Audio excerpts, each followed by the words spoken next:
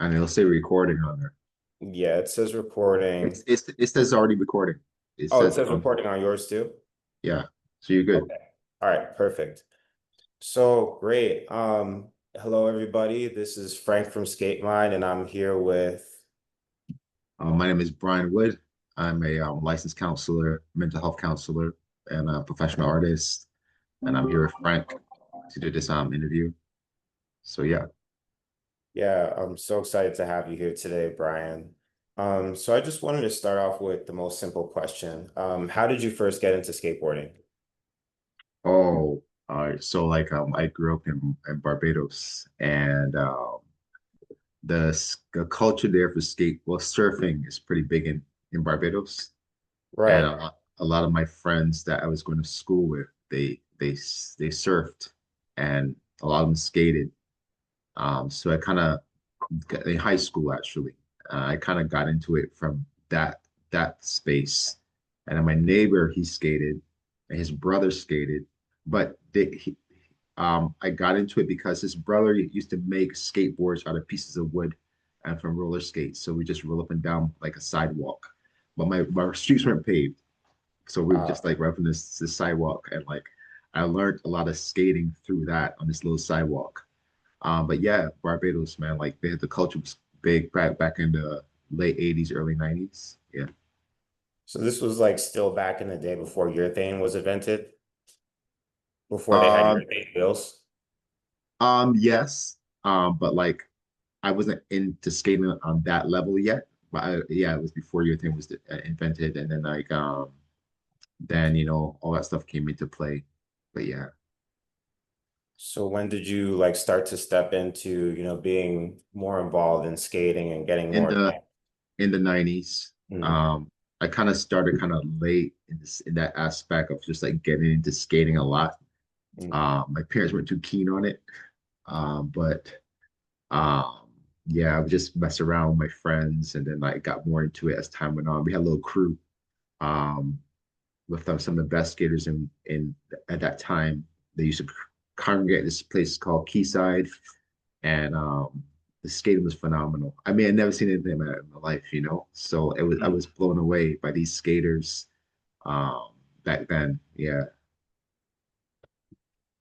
Yeah, that's awesome. I mean, yeah, I feel like everybody has like the introduction, and then when they do finally get the hook and starting to become a skater for life. Mhm. Um, so like you mentioned before, you are a licensed mental health counselor and a therapist. Yeah. I was interested in hearing about how you decided that that was the career path that you wanted to pursue, and when you knew that that was the thing that you wanted to do.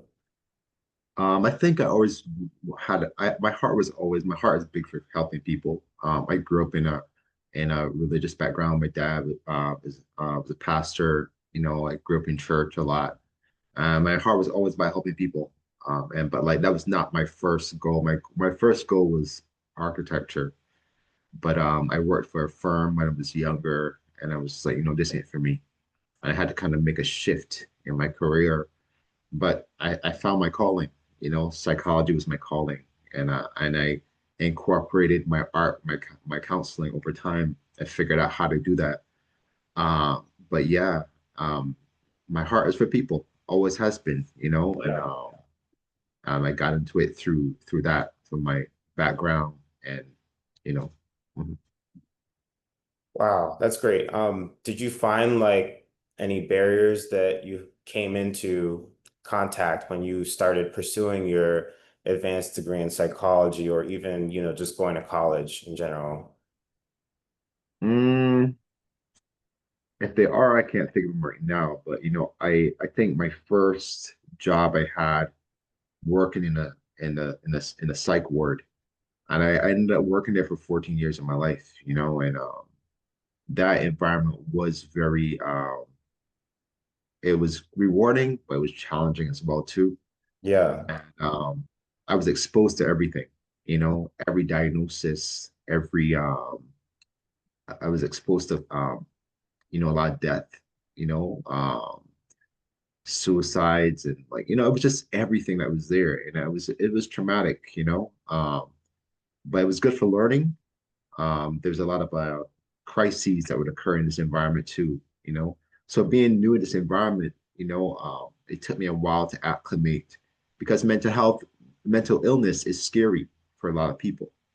People like talk about the word mental health, but mental illness is scary. Like 1 in 20 people deal with serious mental illness, and 1 in 5 people deal with mental illness, mental health issues. So I mean, just being in an environment and just seeing that, firsthand, um, it was traumatic at the time. But over time, I evolved, and I ended up being in charge of learning crisis techniques. I used to train like the psych hospital, the security guards, the ER staff, and how to um, protect themselves and the clients against them as well too, to make sure everybody's safe. Because when a client is in that state, they're unaware of their behaviors a lot of the times. So we're just giving them to make sure we have the right tools to make sure we can de-escalate and put them in a safe space. How do you find sympathy for the people that are acting and are unaware of what they may be doing, but maybe potentially causing harm to others, including you or other staff members? Well, I mean, that good question. And I think coming into that space, as I said, if you're unaware or uneducated of how to like deal with people on that level, it can come across as threatening.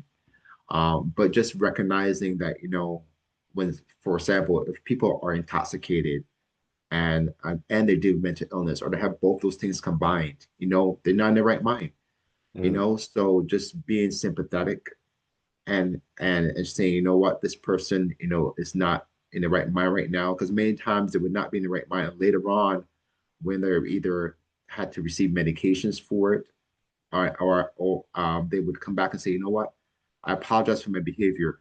I didn't realize it was in this space. Because many times people go through psychosis. We start hearing things or seeing things that aren't really there. And when that stuff happens, all of a sudden, like they act out impulsively. And you just gotta be in tune with yourself. I've been through so many situations like that before, and um, I don't know how intense it can be in this conversation, but like I remember there was this client, like he was a severe addict, but he had a lot of mental illness too. And every time he got admitted to the hospital, he would when he found he's going to get discharged, he would take the table and throw it at people, all the chess pieces, every single time, and he used to make everybody so upset, the clients to be afraid of him. And they had a point in my life that was just like, used to be, I got set at him as well. I was like, man, you got to cool out, and it was kind of hard to forgive him because it was a consistent thing. But for me, being where I am, my spirituality, I think like God was telling me, Brian, like you got to forgive this guy. You know what I mean? Like, well, how many times I've forgiven you? And I think that changed my perspective of it. wow. And I was like, every time he came in after that, I recognized that, like he's unaware because other things are blocking his perception, his view of how he's supposed to be. Like he may know, but sometimes sometimes we know, but we don't know the pain we're actually causing. And I think over time, like I was able to change that perspective and talk to him as well and provide insight. So yeah. Wow. I mean, just to share a little bit about my background, I also have had experience in inpatient psych units, and I've definitely seen a lot myself. One thing that was really interesting, though, is that I worked with adolescents, and I found that something that I could connect with them on was skateboarding. Like for some of the clients in the patient in the unit that I worked in. I would bring them skate magazines and they would read it, and then I'll come back a couple days later and they'll tell me what they saw. A really big question that I have for you is, did you encounter any clients that were skateboarders during your time in that unit, or even just in your life Practice. afterwards? Yes, multiple. Mm, Um, and really good skateboarders too, if I wow. can say that. So Um, and there's a fine line with that too. Like I try not to like cross the line too much to let them know I skate because sometimes it's good, but sometimes it may not be good.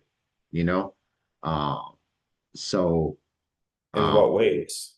well, I mean, I might tell them what as we have our conversation, I might say, "Well, I skate." Some people would be cool about it. Oh, man, that's so cool. Some people like, "Well, whatever," you know. Yeah, yeah, yeah. Yeah, so I just got a version of caution with that, because I don't want to disrupt their treatment by me just Totally, telling them that. totally. Um, so I just try to look at if it's a client that I have a hard time connecting with, and they may need to connect with me more, I might give them that information, you know, if I know it can help them, you know. Yeah. Uh, so yeah, I have encountered a lot of skaters throughout my time, and yeah, and I know a lot that have. I saw their change because some of them I knew personally, and I saw their change when they had their mental health breaks. This really really good skater, and then I saw people who were in their mental health breaks. I hope I'm not going too far above your question. No, you could say this is an open conversation here. Okay, so I saw the people who had their mental health breaks, and in that space, for example, if somebody had a mental health break with bipolar symptoms, and I saw how excessively good they got, but they weren't in their right mind, and people would be enamored with how good they are. But when people are in this manic state, they just stay up and then some of them they just skate consistently, and they do these phenomenal things, but then they have these crashes, you know, and uh, and then on top of that, they're using substances on top of it, and so I would see these shifts in people, and and the skating was what they gravitate towards a lot of the time. Sometimes not, but yeah, I've seen it. Wow. That is actually like something that I never thought of before. Um, with these people who skated, do you see some sort of common thread between these people that were either in the context of mental illness or just in mental health? Like, were there any common traits that these people have? Did they present with similar symptoms? Like, can you A tell me a lot little bit about that? Yeah, I would say a lot of the majority of skaters that I did see, they did struggle with bipolar symptoms, the majority. And you know, I would say to a lot of skaters that I've come in contact with, not all, they've been through a lot of trauma and they put their trauma into their skating, you know? So meaning that they might not have like a structured environment in their family where they saw their mom and dad fighting, or they didn't have a dad or a mom, and like, you know what I mean? So they found a healthy outlet to put that energy into, you know. Um, and not every skater like, connected to drugs, they just found an outlet. But even in that being said, like I saw a lot of skaters go astray and end up let me pause there. Some I have seen their family members struggle with mental illness. And I saw when they had their mental health break and they ended up going down this dark pathway, you know? Um, so and then the trauma situation, people have traumatic things happen in their life. They're trying to find balance or trying to find connection. And the skating helped a lot of the people. Um, so I did see the majority of them though struggle with some kind of bipolar symptoms, some depression, major depression, but a lot of bipolar symptoms. Right. So, maybe we could pivot into a little bit of what you're doing in your career now, especially with Healing Art LLC. I saw a quote where you said, the benefits of healing through art are that it helps creatively work through traumas, helps manage anxiety and impulsivity. Mhm. Um, I wanted to know if you feel like the act of skating itself has similar, um, effects for people that are struggling with mental health, and, do you feel like it kind of has some sort of similarity. It does, because skating is art. And so like in the brain, there are like three parts we try to focus on a lot, like the hippocampus, the amygdala, and the prefrontal cortex. Mm. Now, the hippocampus really focus on building healthy memory. So we go back down to the trauma situation. A lot of clients, sorry, it's like a lot of clients, a lot of skaters, for example, like they have these traumatic things going on in their mind. So the skating helps so much because when they're landing the tricks, when they have healthy community, people like screaming, "Yeah, you can do it!" Like this community that skating is so powerful that it builds people's confidence and it builds sense of achievement. And all of a sudden, these traumatic thoughts or that they're having memories are managed better, by with these great experiences. And the amygdala is connected to these healthy memories. So they had these memories of their parents fighting or them some kind of traumatic thing they're going through in their mind. And now they're having these healthy memories of like landing tricks and learning tricks. All of a sudden, they're going through periods of joy and happiness and calmness, where before traumatic thing affecting them, all of a sudden high anxiety, depressed, I hate myself, but the skating helps manage and balance that. And it allows them to make healthy choices. I could choose these two pathways. And we've seen in skateboarding all the time that people have chosen these two different pathways. I could choose going this pathway, of destruction, but I can just choose to focus more on my skating and it can have me down this pathway. And we see it allows them to think and process better. So just like the regular painting and drawing and writing creatively, the skateboarding definitely helps with that as well too. That's such a great description of the linkages of these mechanisms that keep reinforcing these negative thought patterns where the Mhm, brain registers these traumatic memories and they go to emotions and feelings and then they end up becoming thoughts, which lie in the prefrontal cortex as well. mhm, Um, I wanted to ask you one more thing. I saw that you said that art therapy also helps with art therapy and skateboarding helps with visualizing goals and with communication for those who have challenges in those areas. mhm. I wanted to ask, what are the underlying mechanisms that are at play here, specifically with visualizing goals and communication? What type of people can that be helpful for? I mean, even going past, things like bipolar or maybe major depression, but does this have, benefits for people with ADHD or say something like autism? It does, and if you're working on things visually, you can have a better understanding of what it may look like. So, like for example, like whenever we do sessions, like all my sessions are structured. And say we were talking about, I just did a directive yesterday with some clients called Freedom.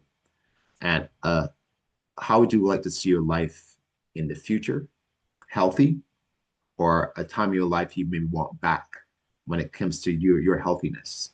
So when they start creating these images of what they want, they have visual understanding what they want to attain.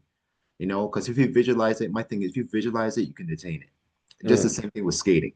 I can visualize myself through this kickflip, but within that being said, you got to do the work.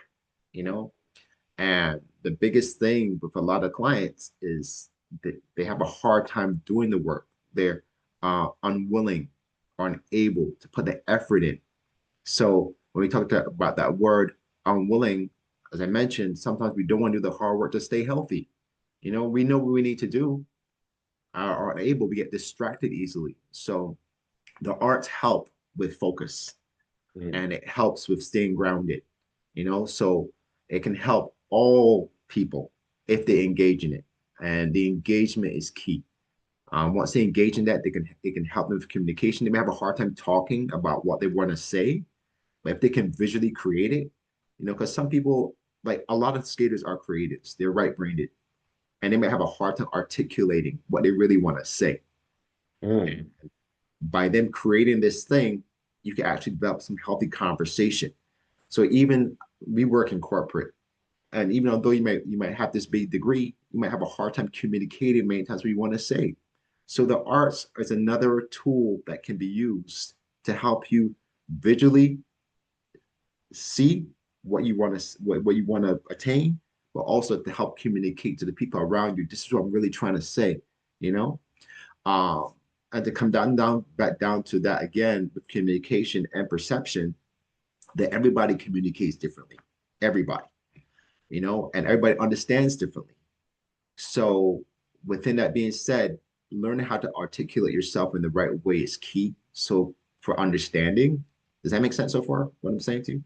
Yeah, I'm visualizing in my head. Sorry to cut you off, and it sounds like practice, for example. Like this is Mm. just something that people can practice, and when it Yes, comes to different scenarios where they aren't on a skateboard or they aren't painting, for example, they can touch on those skills that they worked on, yes, through therapy, through creative expression, through skateboarding.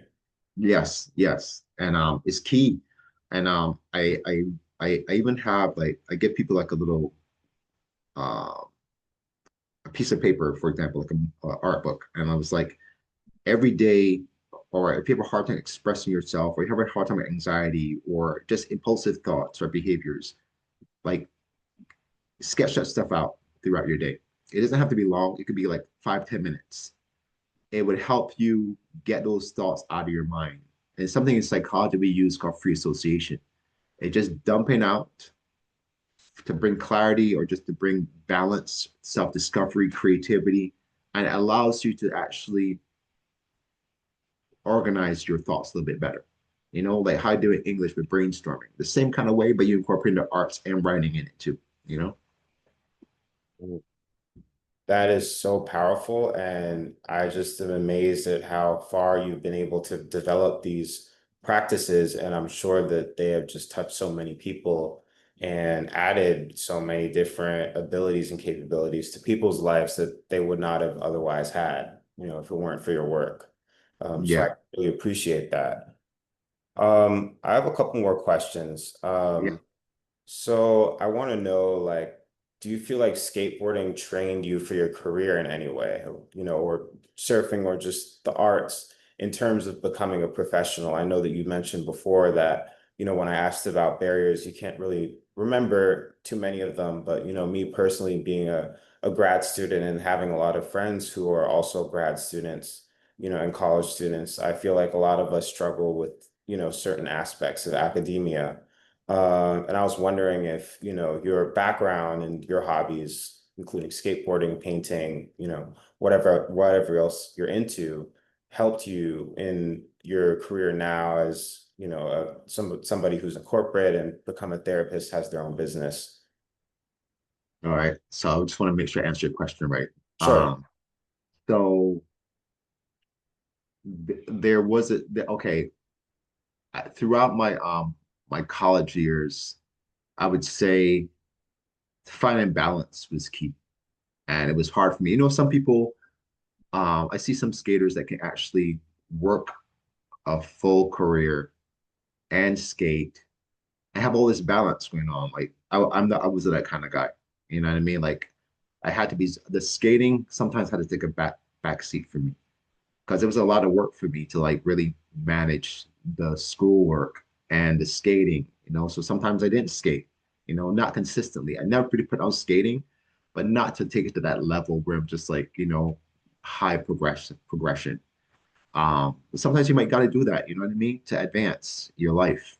Um, but I would say the balance, and then like I was going to school. I'm working in the psych hospital full time, going to school, and that was extremely hard on my mental.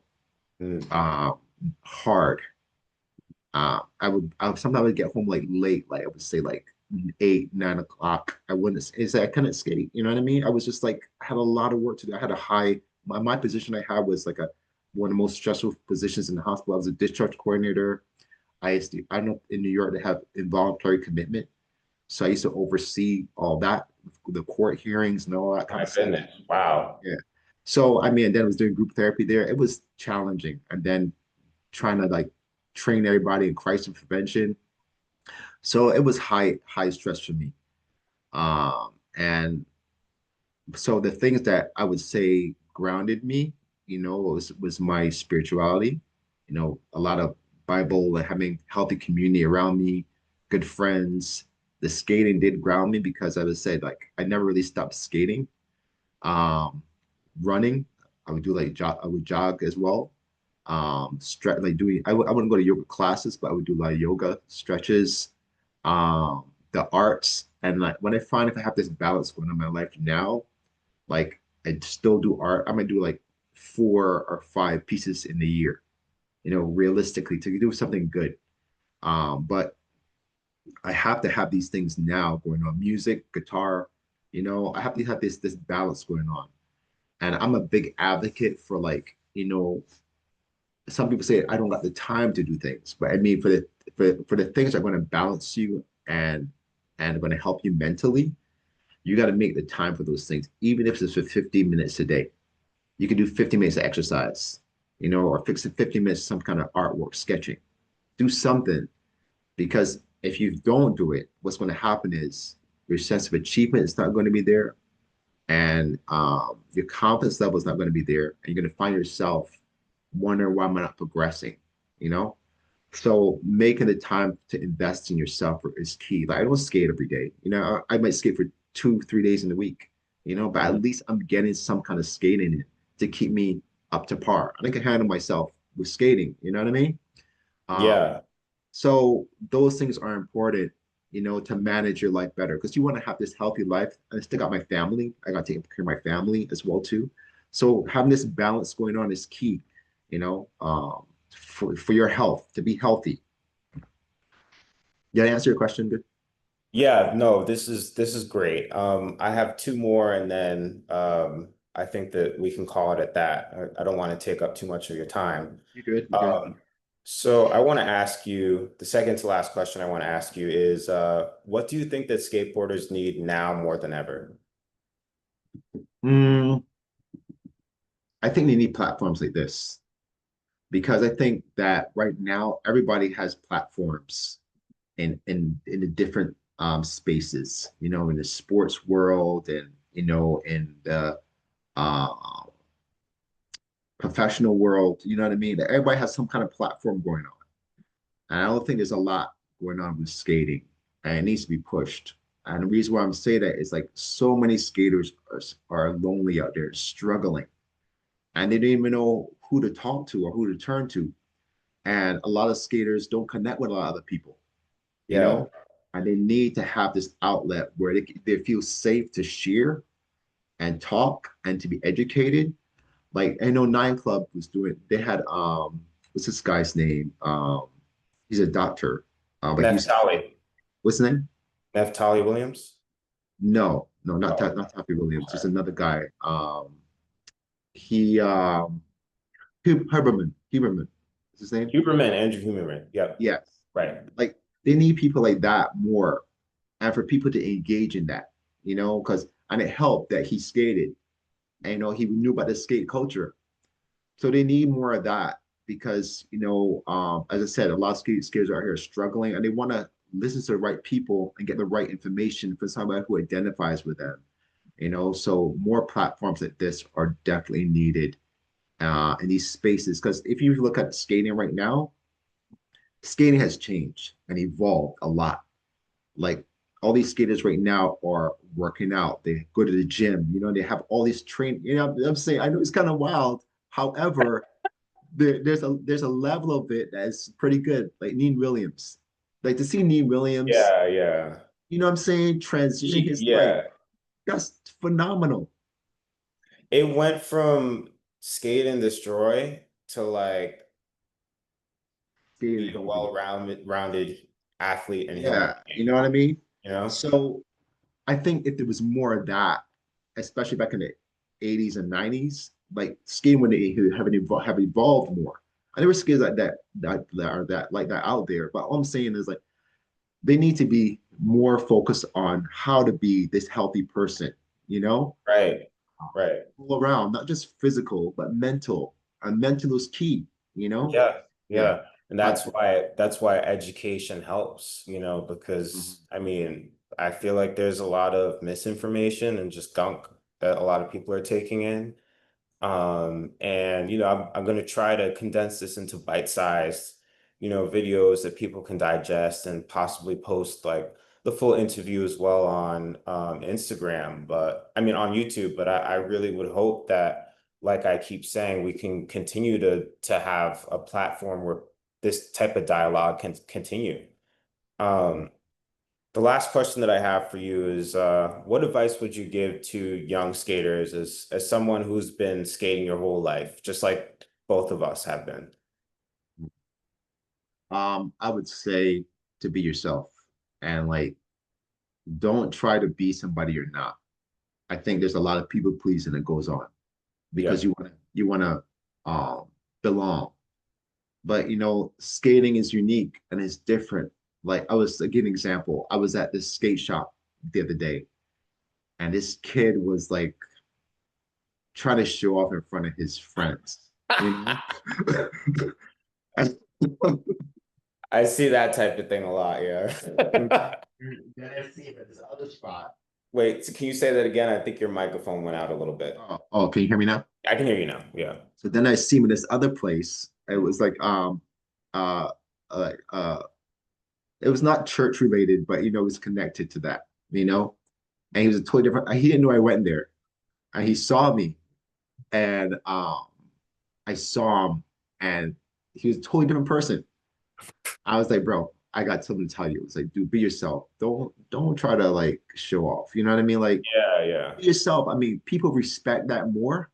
And you Yeah. gotta be lying to people. Don't lie to people and don't lie to yourself, you know?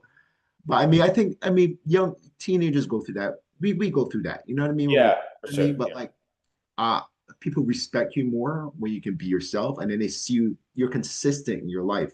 You might think they're not like respecting you, but people respect you for that. For Like sure. you see it all the time. Like when they see all these skaters that like have never uh drank or used drugs before, you know what I mean?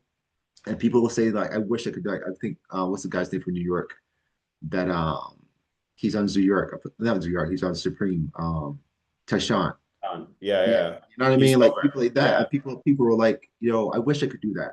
I mean, Mhm. people respect that. You know what I mean? So Yeah. if you're different, people can gravitate towards that. But if you stay in the mix of just of being everybody else, because people are so afraid of what people are thinking when they're afraid of being laughed at, and that's the Right. biggest thing. But be yourself. Be yourself for sure. Whew. Wow, that was great. I guess we got like 40 minutes of conversation in there. And I think we should end it there. Like I definitely am gonna edit it down and make it a little bit more digestible, but there are just so many gems in there. I just really want to thank you so much for accepting this interview. This is just kind of like something that came together as a thought, and I'm trying to take my brand Skate Mine into a different direction. Mhm. And yeah, just so glad to have you be a part of it. Thank you so much, Brian. And I'm just going to stop the recording there. Yeah, appreciate it. Thanks. Okay.